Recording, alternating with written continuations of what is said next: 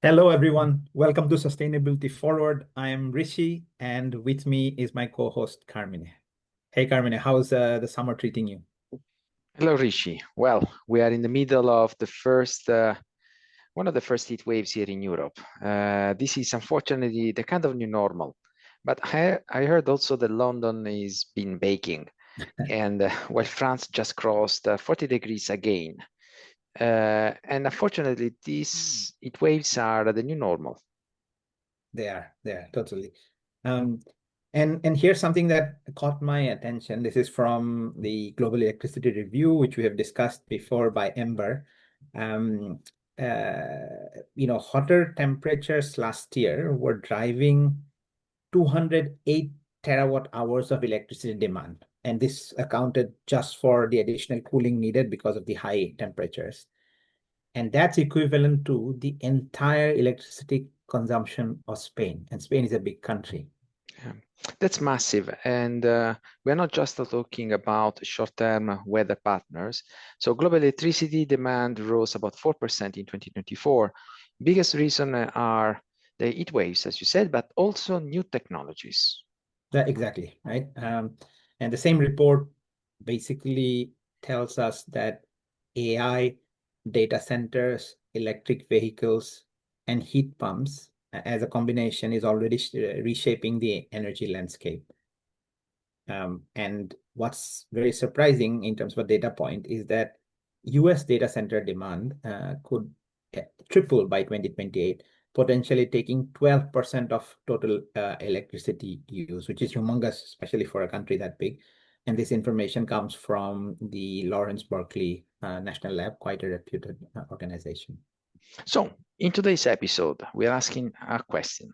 So can AI, one of the biggest driver of energy use, also be part of the solution to the climate crisis? Exactly. And what we are going to explore is whether AI is already making an impact, helping with renewables, disaster response, emissions monitoring, and many other things, or whether it still falls short of these expectations. So stick around for some exciting discussion on this. Exactly. And economists frame it as AI being potentially our most significant climate tool. But that comes with a big ifs. Today, we will unpack both sides, its power, and its pitfalls. Okay, let's start with why people worry in the context of energy and AI. We know that data centers already consume about 1 to 1.3% of global electricity, and that equates to roughly 240 to 340 terawatt hours per year. And this information comes from IEA. So it's quite a significant, in terms of overall number, it's quite significant already. So in the US, that's about 176 terawatt hour in 2023, making up around 4.4% of total US electricity. This is more than what is required in powering London, for example. Interesting. And also, we can see the difference, right? The global number is 1.5%, but the US number is 4.5%, showing you the high concentration of AI-related energy demand in the US. And by the way, it's not just electricity that is being spent. Water is a hidden cost as well. Google's data centers, for example, in drought-prone Oregon, used about 355 million gallons of water last year. And similarly, Microsoft's water usage also jumped by 34% on a year-over-year basis. So a lot of resources needed to feed these data centers. Now, Ireland, interesting, even paused the data center approvals when they began consuming 20% of the country electricity. That's clearly a tipping point between digital growth and sustainability. Exactly. Now, despite these concerns, AI offers serious environmental gains, right? And many organizations have talked about it.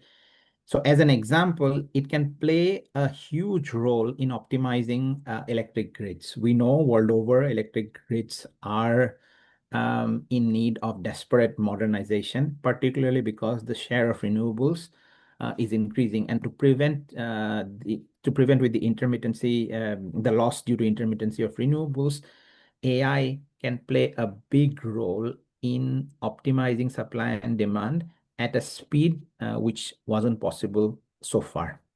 Exactly. And we see many companies playing this environment, many startups.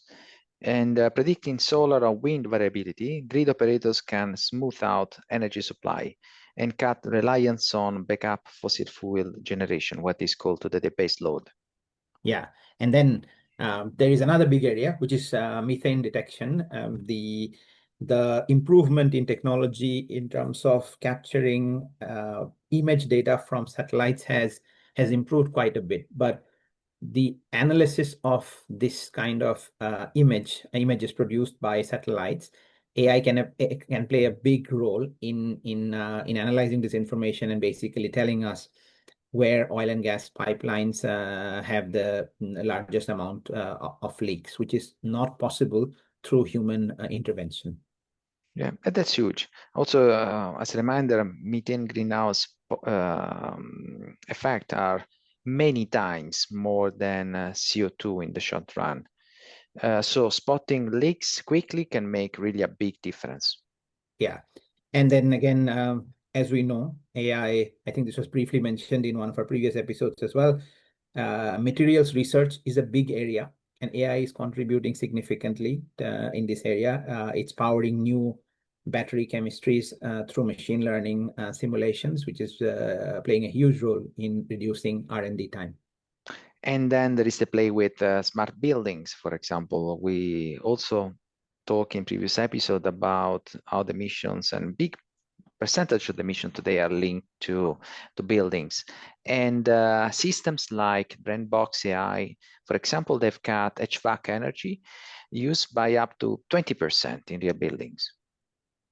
And let's not overlook the example of FireSat, which is basically Google's satellite-based AI, and it can detect wildfires within 15 minutes, enabling faster response. And as we know, not too long ago, and it's almost an annual phenomena now, the devastation caused by fires, particularly in California and also in some parts of Canada. Yeah, and these are real tangible impacts. It's not hype, so it's real happening today. Okay, so what is the role of climate resilience with AI? AI is helping communities adapt to. As we know, adaptation has been one of the big themes at COP recently. Improved climate modeling will allow farmers and cities prepare for extreme weather like droughts and floods.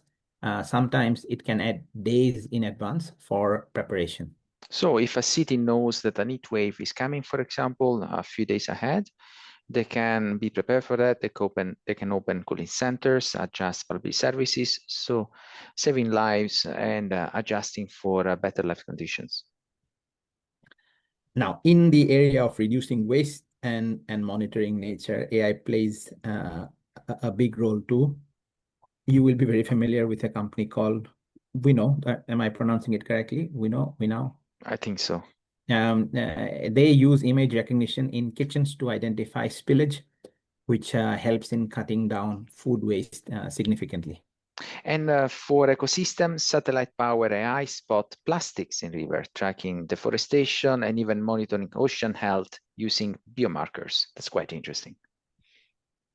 And there is, I think, a significant connection to the area of green capital also. AI is helping in steering funds in that direction. Arabesque AI driven ESG fund has already outperformed nearly 70% of traditional 70% of traditional funds, which is quite an interesting data point, and maybe it's an opportunity for us to look into that in a bit more detail Yeah, at the so kind of if AI find this company greener, that businesses often gets more investments. exactly. Now, of course, we cannot ignore the cost. in the US, 56% of data center electricity still comes from fossil fuels in 2023, even as renewables grow. This huge demand is still being essentially met by a large portion of non-renewable power. And there is water. So by 2027, AI may consume a much more fresh water as 6 Denmarks combined. Yeah. Yeah, and in e-waste and rare earth extraction, fueling chip production, all of it essentially a complex footprint. And then there is the greenwashing danger. Without transparency, any company can label an AI project as sustainable, isn't it? Yeah, good sign. So the EU AI Act, the European Union Artificial Intelligence Act, is forcing data center emissions reporting. And NVIDIA, for example, NVIDIA building chips with green energy and water efficiency per calculation. So how do we move forward from here? Uh, Essentially, there are a few suggestions with which we can tip the balance using AI more to benefit the climate, than to disrupt it. So first of all, tech providers who rely so much on AI or will benefit so much from AI should increase the transparency in terms of their power usage and in fact target low carbon solutions to power this huge demand for AI and AI-based solutions. Businesses should pick AI applications with real climate impact, just as we know there are finance products which have much better climate impact, and those are becoming more and more transparent. The same could happen with AI applications as well, which will allow for optimizing energy or reducing water stress. Definitely, and I agree with you, Richie. So policymakers really play an important role here. They must require AI's environmental disclosures, covering carbon, water, and waste. But it's also up to the individual. Individual can ask, what's the climate cost of this AI tool? And demand some answer. Many of us have heard before, for example, as a ChatGPT query usually can consume between 5 to 10 times more energy than a typical Google search. And this is without thinking about images, video, etc., just about simple queries. Yeah. So let's remember, AI could help us to cut around 5 billion tons of CO2 by 2035, but only if we commit to monitor and guidance. Yeah. And so as we started discussion this summer, as we are feeling these significant heat waves all over Europe and probably around the world as well, let's view AI not just as tech, right? It is tech, but it also has the potential to be a tool that can help fight climate change, and we must shape it.